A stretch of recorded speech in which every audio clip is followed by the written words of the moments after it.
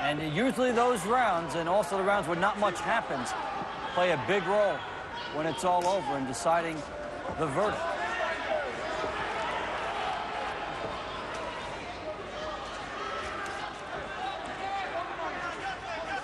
Two of the judges are from the United States.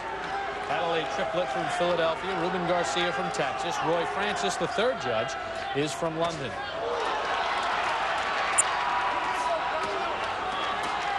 Eubanks staggers Thompson. Tremendous power here. Now let's see if he can finish him. He cannot be saved by the bell except in the final round. Plenty of time remaining here in round 7. Given the close nature of this fight, neither man wants opportunity to slip away. In their first meeting, round 8 was tremendous. In the second, round 7 is shaping up as a fabulous round. Now Thompson on the prowl. Well, Thompson completely recovered after being shaken and has done some very good offensive work of his own.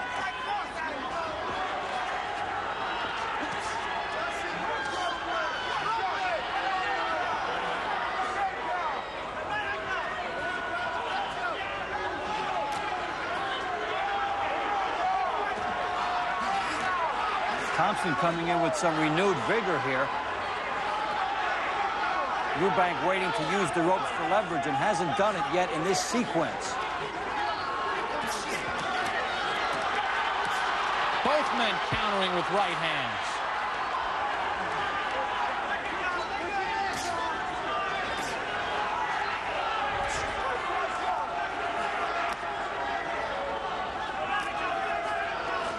Tremendous round and a tough one to score. Really will be. Eubank early and Thompson late. And that left eye of Eubank closing by the second.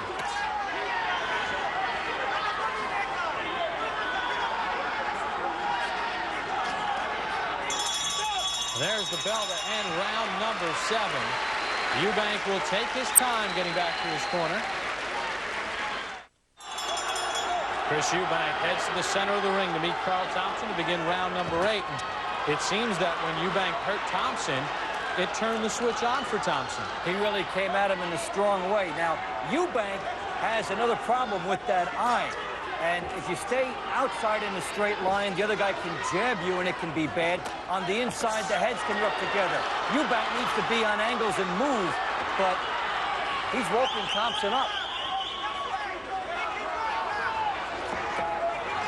Right now, it's Carl the Cat Thompson, the WBO junior heavyweight champion, who is figuring out the proper angles against Chris Eubank.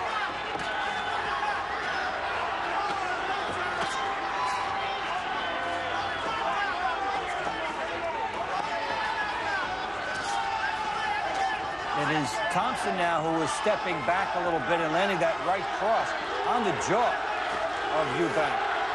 Another example of it there.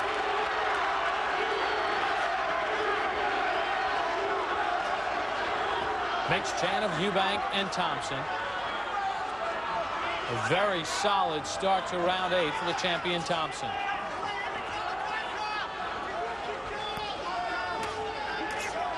Nice uppercut by Thompson as he starts to show some of the signs he unfurled in their first fight by coming on strong in the second half.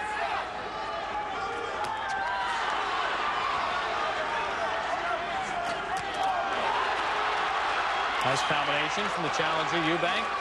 Thompson thumps him with the right hand. And these guys are sharpshooting. They're waiting to set up 2- and 3-punch combinations. Is that from fatigue? I think it's from a standpoint that they both want the inside fight and they both think they can get their 3 shots off and land, and they're willing to take their chance with the offense. Good short right inside by Thompson, and he follows up. Left eye of Eubank virtually closed now. It took about 4 rounds longer than in their first meeting. And if Eubank could be on the side and box, that wouldn't be the case. But Machismo, the bravado of this fight, has indicated that he's going to fight inside. And That will be to his detriment in terms of the eye. Good right hand from Thompson. It has been a very good round for the champion. Left hand from Eubank.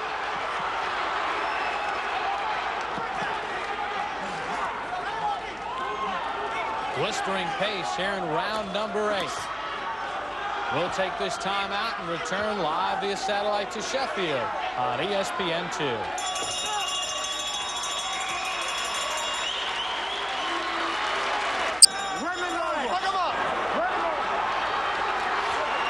Bob Hopper along with Dave Bontempo welcome you back to the WBO Junior Heavyweight Championship. Carl Thompson against Chris Eubank live via satellite from Sheffield, England. The heated rematch, and what a fight it has been as Thompson rips off a right hand to start round 9. Let's take a look at Dave Bontempo's scorecard.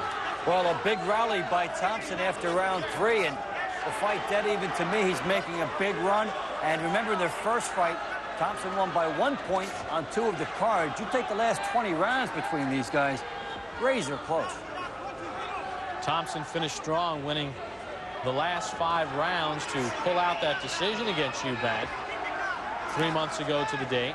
Round 3, remember in this bout, a very close round. That could factor in the scoring. And remember, as Thompson moves in on Eubank, remember in round 7, Thompson was nearly down, but it was so early in the round that he rallied. Dave, and you and I both thought he won round 7. That could be pivotal. Yeah, I thought he came on strong at the end of that, and very well in round 8. We're not seeing the dancing here by Eubank, and this is the problem. We talked about this at the top, how as a super middleweight and a middleweight, he boxed more. Now as he's moved up in weight and tries to conserve some energy, he's been right in front of Thompson, and it's a different type of fight for him. It's a harder fight. But the same thing that's endeared him to the fans, because these are fans' fights now, may not be in the long haul over Eubank's best interest. Eubank slugging away, moving in on Thompson. Thompson slips away and turns the tables. Thompson has never recorded a knockout past the 8th round. But he wants to finish off Eubank, who has never been knocked out.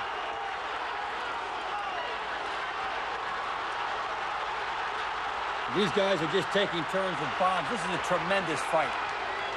Most of the punches missing, though. No, but in terms of the intensity, the volume, and what we've seen before, this is coming close to that first one.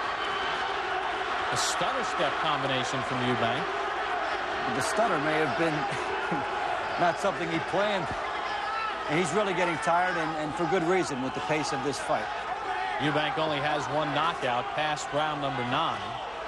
But that came back in 1991 against Michael Watson in a super middleweight weight class. Thompson using his size right now against Eubank, who is fading. And Thompson is having this fight in close quarters, and he doesn't even have to earn his way in. It's right there for him. Final seconds of round number 9. Carl Thompson and Chris Eubank slug it out on ESPN2.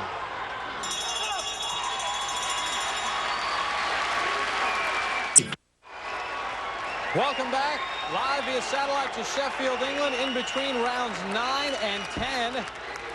They have called the fight, and you see the reason why. The left eye of Chris Eubank. The doctor has stopped the bout, Dave Bontempo.